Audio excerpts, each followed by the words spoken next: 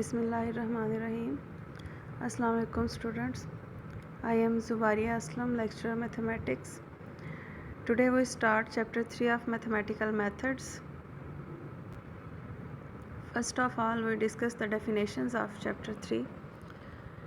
Chapter name is matrices. तो सबसे पहले हम मैट्रिक्स की डेफिनेशन पढ़ेंगे कि मैट्रिक्स क्या होता है। मैट्रिक्स क्या है कि number of rows and columns में हम जब कुछ नंबर्स को अरेंज करते हैं तो उसे हम कहते हैं कि वो मैट्रिक्स है। इसकी डेफिनेशन क्या है कि let F denotes the field of real और complex numbers are rectangular array of m n columns arranged in m rows and n columns and enclosed by square brackets such as this कि अगर आप number of m rows and n columns को यूँ square brackets में arrange करते हैं तो उसे हम कहते हैं कि एक m बाय n मैट्रिक्स है, जिसमें m बाय n क्या है, उसका ऑर्डर होता है कि m जो है वो नंबर ऑफ़ रोज़ को शो करता है और n जो है वो नंबर ऑफ़ कॉलम्स को शो करता है। m उसमें जितने नंबर ऑफ़ रोज़ होंगी वो होगा और n जो है वो जितने नंबर ऑफ़ कॉलम्स होंगे वो शो करेगा। मैट्रिसेस जो हैं वो यूजली हम उनको कैपिटल लेटर से डिनोट करते हैं, ए जैसे capital A capital B capital C इस तरह डिनोट करते हैं। और जो मैट्रिक्स की एंट्रीज़ हैं जो मैट्रिक्स के अंदर लिखी जाती हैं वो हम स्मॉल लेटर से शो करते हैं, स्मॉल ए स्मॉल बी स्मॉल सी। जैसे इसमें सामने है आई1 आई2 इस तरह करके, यानी हम इसमें AIJ की फॉर्म में जनरल किसी भी एंट्री को शो करते हैं कि अगर आपके पास कोई भी आर्बिट्रेरी एंट्री है तो हम उसे शो करेंगे AIJ से, जिसमें I और J जो हैं वो ये शो कर रहे हैं कि ये जो AIJ एंट्री है वो किस रो या किस कॉलम में है। I जो है वो शो करता है कि ये किस रो में है, कि ये अगर A2 3 है तो ये शो करता है कि A जो है वो सेकंड रो में है और 3 मींस कि ये थर्ड कॉलम में है। उसके बाद है matrix has M rows and N columns, thus the subscript ij of the element aij of a matrix indicates respectively the rows and the column in which aij is located. उसके बाद है if a matrix A has m rows and n columns then A is said to be rectangular matrix of order m by n, यानी कि अगर आपके पास number of रोज़ और number of columns different हैं, m नंबर ऑफ़ रोज़ हैं और n number of columns हैं, तो वो मैट्रिक्स जो है वो रेक्टेंगुलर मैट्रिक्स कहलाता है। लेकिन अगर आपके पास number of rows and number of columns same हो जाते हैं, m is equal to n, तो उस मैट्रिक्स को हम कहेंगे स्क्वायर मैट्रिक्स। उसके बाद नेक्स्ट डेफिनेशन है रो वेक्टर की या रो मैट्रिक्स की, कि अगर आपके पास A जो है वो ऐसा मैट्रिक्स है जिसमें जस्ट आपके पास सिर्फ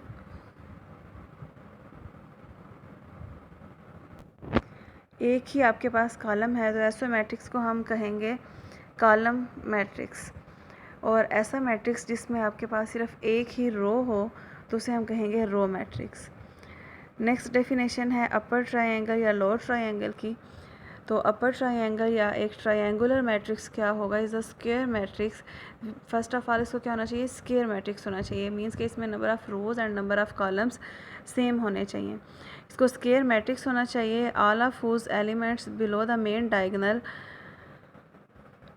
और ज़ीरो, कि अगर उसके मेन डायगोनल के बिलो सारे एलिमेंट्स आपके पास ज़ीरो हैं तो वो क्या होगा, अपर ट्रायंगल। और अगर आपके पास मेन डायगोनल के अबव सारे एलिमेंट्स ज़ीरो हैं और बिलो जो है वो नॉन ज़ीरो एंट्रीज़ हैं तो हम कहेंगे कि वो लो ट्रायंगुलर मैट्रिक्स है। नेक्स्ट डेफिनेशन है डायगोनल मैट्रिक्स की, कि डायगोनल मैट्रिक्स कौन सा होता है। तो डायगोनल मैट्रिक्स की एग्जांपल भी सामने दी हुई है कि square matrix all of whose elements are zero except those in the main diagonal is called the diagonal matrix, कि ऐसा मैट्रिक्स जिसके मेन डायगोनल के अलावा ऊपर भी सारे एलिमेंट्स ज़ीरो हों और नीचे भी सारे एलिमेंट्स ज़ीरो हों तो उसे हम कहते हैं कि वो डायगोनल मैट्रिक्स है। Thus square matrix A equal to Aij is a diagonal matrix if Aij is equals to 0 where I is not equal to j, कि अगर I is not equal to j है तो सारे elements zero होंगे और I equal to j के लिए non zero entries होंगी, ऐसा मैट्रिक्स डायगोनल मैट्रिक्स कहलाएगा। उसके बाद है definition a square matrix of size n in which each element of the main diagonal is one and the same non-zero number k and all other elements are zero is called a scalar matrix. के ऐसा scalar matrix या आप यूँ कह लें कि ऐसा diagonal matrix जिसमें डायगोनल पे आपके पास सेम एलिमेंट हो, यानी डायगोनल पे सेम एक ही एलिमेंट के हो, मीन्स एक ही एलिमेंट 2 हो सकता है, एक ही एलिमेंट 3 हो सकता है मेन डायगोनल पे। तो ऐसा जो मैट्रिक्स है उसे हम कहते हैं स्केलर मैट्रिक्स, और इसको भी स्केलर मैट्रिक्स होना चाहिए। नेक्स्ट है कि अगर आपके पास स्केलर मैट्रिक्स है और स्केलर की जगह पे यानी जो सेम डायगोनल है वो आपके पास 1 है, कि डायगोनल पे हर एंट्री 1 है, तो ऐसे मैट्रिक्स को हम कहेंगे आइडेंटिटी मैट्रिक्स। अगर आपके पास मैट्रिक्स 3x3 का है तो वो आइडेंटिटी ऑफ ऑर्डर 3 कहलाएगी, उसको हम I3 से डिनोट करेंगे। अगर मैट्रिक्स 4x4 का है, मीन्स कि उसमें 4 रोज़ और 4 कॉलम्स हैं, तो हम उसको आइडेंटिटी ऑफ ऑर्डर 4 कहेंगे और उसको I4 से डिनोट करेंगे। नेक्स्ट है अलजबरा ऑफ मैट्रिसेस। इसमें अलजबरा ऑफ मैट्रिसेस में हम क्या देखेंगे कि मैट्रिक्स इक्वल कब होते हैं, ज़ीरो मैट्रिक्स किसको कहते हैं, मैट्रिक्स की एडिशन कब कंफरेबल होती है, कि हम कब एडिशन कर सकते हैं, इसी तरह सब्ट्रैक्शन, मल्टीप्लिकेशन। तो सबसे पहले है इक्वालिटी ऑफ मैट्रिसेस। तो two matrices m/n A equal to Aij and B equal to Bij are equal if and only if. इस पे दो कंडीशंस हैं कि ये इक्वल कब होंगे। एक तो ये है कि इनका आर्डर सेम होना चाहिए, मैट्रिक्स A और B दोनों का आर्डर सेम होगा। और नेक्स्ट क्या कंडीशन है, सेकंड कंडीशन ये है कि उनकी कोरस्पॉन्डिंग एंट्रीज़ जो हैं वो सेम होनी चाहिए, यानी फ़र्स्ट एंट्री फ़र्स्ट के इक्वल होनी चाहिए, सेकंड एंट्री सेकंड के इक्वल होनी चाहिए। हर एंट्री अगर कोरस्पॉन्डिंग एंट्रीज़ यानी आमने सामने की एंट्रीज़ अगर सेम होंगी तो हम कहेंगे कि ये दो मैट्रिसेस जो हैं वो आपस में इक्वल हैं। नेक्स्ट है ज़ीरो मैट्रिक्स। ज़ीरो मैट्रिक्स नाम से ज़ाहिर हो रहा है कि आपके पास अगर मैट्रिक्स में सारी की सारी एंट्रीज़ जो हैं वो ज़ीरो हो जाएं, पूरे मैट्रिक्स में सारी एंट्रीज़ ज़ीरो हों, तो हम कहेंगे कि वो ज़ीरो मैट्रिक्स है। नेक्स्ट डेफिनेशन है एडिशन ऑफ मैट्रिक्स, कि कोई से भी दो मैट्रिक्सेस A एंड B को हम कब ऐड कर सकते हैं। तो एडिशन की कैसे जाती है, तो दो मैट्रिसेस जो हैं, two matrices are set to be conformable for addition when they have the same number of rows and the same number of columns. Means कि उनका आर्डर सेम होना चाहिए। कोई से भी दो मैट्रिसेस को हम तब ऐड कर सकते हैं अगर उनका आर्डर सेम होगा। तो अगर उनका आर्डर सेम है तो तब हम क्या करते हैं, उनको ऐड किस तरह करते हैं कि हम फर्स्ट एंट्री को फर्स्ट में ऐड करते हैं, कि A की फ़र्स्ट एंट्री को हम B की फ़र्स्ट एंट्री में ऐड करेंगे, A की सेकंड एंट्री को हम B की सेकंड एंट्री में ऐड करेंगे, यानी हम आमने सामने की एंट्रीज़ को आपस में ऐड करेंगे। जैसे Aij को हम Bij में एंटर करेंगे, कि A11 को हम B11 में ऐड करेंगे, A12 को हम B12 में ऐड करेंगे। और जो हमारे पास रिज़ल्टिंग मैट्रिक्स होगा A प्लस B एडिशन के बाद, उस मैट्रिक्स का आर्डर जो है वो भी मैट्रिसेस से सेम ही होगा। अगर दोनों मैट्रिसेस हमने 2/3 आर्डर के लिए हैं, तो जब हम उन्हें ऐड करेंगे तो हमारे पास जो A प्लस B आएगा उसका ऑर्डर भी 2/3 ही होगा। नेक्स्ट है additive inverse of a matrix. Additive inverse का क्या मतलब है, इनवर्स हम जब नंबर्स का भी लेते हैं तो हम किस तरह लेते हैं कि अगर कोई नंबर हमारे पास 2 है तो उसका एडिटिव इनवर्स होता है -2, यानी अगर हम उन दोनों को ऐड करें तो 2 - 2 आंसर हमारे पास एडिटिव आइडेंटिटी यानी कि 0 आ जाए। तो इसी तरह मैट्रिसेस में अगर हमारे पास एक मैट्रिक्स जो है वो A है तो उसका इन्वर्स होगा -A, कि A की जो सारी एंट्रीज़ हैं उनके साथ हम क्या लगा देंगे, माइनस लगा देंगे। फॉर एग्ज़ाम्पल अगर A की एंट्रीज़ हैं 1 4 3 - 2, तो उसका इन्वर्स क्या होगा, हम सारी एंट्रीज़ के साथ माइनस लगा देंगे, -1 -4, उसके बाद -2, और जो माइनस वाली एंट्री होगी वो पॉजिटिव हो जाएगी।